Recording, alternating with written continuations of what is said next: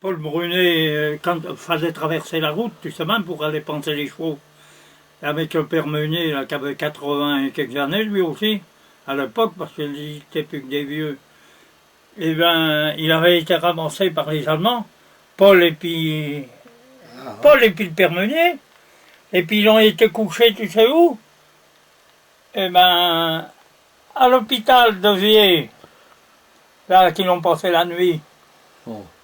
Et puis le lendemain matin, quand ils ont eu besoin d'aller au petit coin, comme on dit, faire leurs besoins, tu sais comment ils ont été?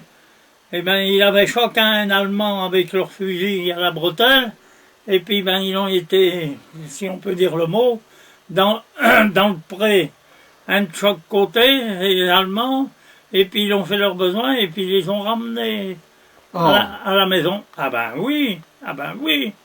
Et puis il savait pas trop où qu'il allait aller, et puis finalement, ben, tu comprends que Paul, ils ont discuté un peu, et puis ils ont dit, bon, on va aller retourner chez vous.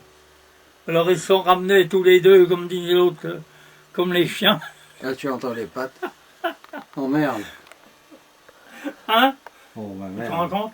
Oh, ben Michel Biotto, il y a été des fois, lui, Michel Biotto. Ils en avaient ramassé un, mais c'était pas la nuit, c'était Jean-Marie Gotté de Cernusson, qui était chez Paul pour travailler. Et puis, il avait pris il s'est fait ramasser parce qu'il s'était mis sur la place de Vier, sur la grande place, avec un papier, un crayon, et puis il regardait les avions qui passaient.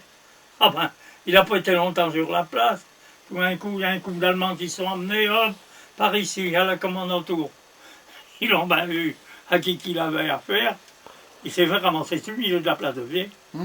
Puis ils l'ont relâché, tu sais. Il était un peu comme les gars de foire, là, Ouais. un petit peu dans la lune. Mais les autres, ça les intriguait parce qu'ils disaient qui c'est ce type-là, lui, il croyait qu'il faisait bien, ça l'amusait.